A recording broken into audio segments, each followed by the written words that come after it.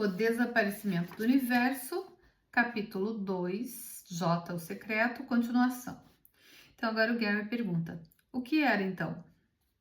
E puxar, depois da crucificação, o irmão de J, Tiago, geralmente chamado de Tiago, era o sucessor evidente de J aos olhos de muitos dos seguidores. Eles sabiam o quanto J o amava e Tiago era um homem sincero e firme. Entretanto, ele também não era muito conservador. Conservador não é exatamente a palavra que você usaria para descrever J, que era o radical dos radicais. Não no temperamento, mas em seus ensinamentos. Por essa razão, haviam 3 seguidores de Tiago que, embora o respeitassem, decidiram preservar para a posteridade os ensinamentos que eles tinham ouvido pessoalmente J falar em público. Eles não acreditavam necessariamente que Tiago ou qualquer outro grupo fosse permanecer fiel a alguns dos princípios surpreendentes que J havia enunciado. Assim, reuniram um evangelho de citações intitulado simplesmente de Palavras do Mestre. Entretanto, durante os 40 anos seguintes, quando os escritores originais de Palavras morreram, foram acrescentadas algumas citações distorcidas que outros, incluindo João Batista, tinham falado e nas quais alguns dos seguidores presumiram que J acreditava ou pensara falsamente que ele tinha falado. Os escritores dos evangelhos, mais em voga na igreja, mais tarde usaram esse documento, agora citado como que, por causa de uma palavra alemã que significa fonte, para copiar citações para que pudessem combiná-las com sua história. Eles também copiaram de Marcos, cujo escritor tinha usado um consenso de citações. O Evangelho de João foi escrito depois, quando a divisão entre as mais novas seitas e o judaísmo se tornou mais óbvia. De modo interessante, várias cópias de Palavras do Mestre, assim como de Tomé, sobreviveram em lugares variados por mais tempo do que você poderia imaginar. Foi só por volta de 400 depois de Cristo que houve um novo esforço dirigido por Santo Agostinho para eliminar tudo que não se adequasse às crenças oficiais da Igreja. Sua queima de livros teria deixado os nazistas orgulhosos, mas foi feita em nome de Deus, é claro. Embora Palavras do Mestre e o Evangelho de Tomé não fossem gnósticos, eles foram destruídos juntos com praticamente toda a literatura gnóstica existente. Afinal de contas, algumas citações não soavam muito de acordo com a Igreja, então deveriam ser heréticas. Se não fosse pelo acervo de Nag Hammadi, que foi descoberto enterrado perto do rio junto com o meu evangelho, o mundo não teria muitos vislumbres alternativos em relação a J. Agora vamos continuar com Tomé. Ele começa. Existem 3 citações secretas que o J vivo falou e Dídimos Judas Tomé registrou. 1.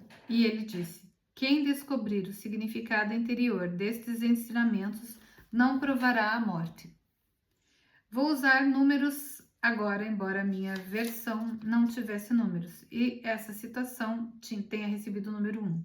Depois, porque as pessoas não tinham certeza se eu tinha falado ou se havia sido J. Fui eu que a falei e escrevi, e ela deveria ser uma parte dessa breve introdução e não rotulada como uma citação de J. A palavra secretas simplesmente significa que muitas das citações foram faladas por J, tanto em particular quanto para um grupo bem pequeno de pessoas. Não significa que ele tinha intenção de esconder as coisas.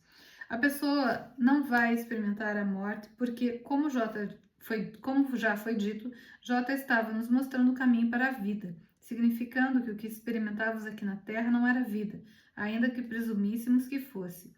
Ele era o J vivo porque tinha alcançado a verdadeira iluminação, sua unicidade com Deus. Vivo, nesse caso, não se refere a ele estar em um corpo, ainda que parecesse estar. É uma referência à ressurreição da mente, como citado antes. E também se refere a uma citação do meu evangelho sobre a qual não vou falar até uma visita posterior. Também a palavra vivo aqui não tem nada a ver com um corpo ressuscitado, embora J tenha aparecido a nós depois da ressurreição. Quero lhe dar agora um breve esclarecimento sobre nomes por uma razão. O nome de J não era na verdade Jesus, seu nome hebreu era Yeshua, embora nós raramente o chamássemos assim. Para nós ele era o mestre, não que ele quisesse ser chamado de mestre ou de algo assim em particular, mas porque nós reverenciávamos naquela época. A tradução do nome dele para o grego e depois para o inglês deveria ter terminado como Jeshua, ou não Jesus. Isso não, de fato não importa. O que é o nome? Um Cristo com qualquer outro nome não seria Cristo? Gary, se não se importa mesmo, por que vocês o chamam de J? Por que não Jesus ou Jeshua? E puxar. Por que não incluir os dois? Você não é judeu, mas algumas pessoas que vão ler o seu livro são. Se elas ignorarem J, perderão uma parte da sua herança. Falando em nomes, eu com frequência era chamado do que traduzido aqui como Dídimos, que significa gêmeo. Humildemente incluí essa parte do nome na introdução para que as pessoas soubessem quem eu era. Eu tinha uma semelhança fantástica com J. Na verdade, era regularmente confundido com ele.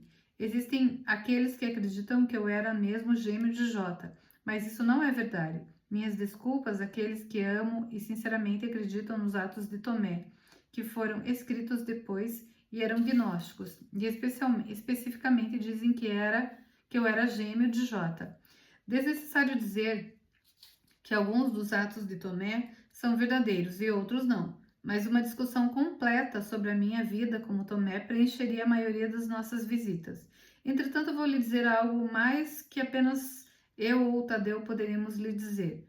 Minha semelhança com J era tão grande que quando ouvi que ele ia ser crucificado, quis trocar de lugar com ele para que pudesse ficar livre. Tadeu e eu tentamos chegar tão perto dele mais uma vez, primeiro enquanto ele ainda estava preso, e de novo depois que a procissão começou.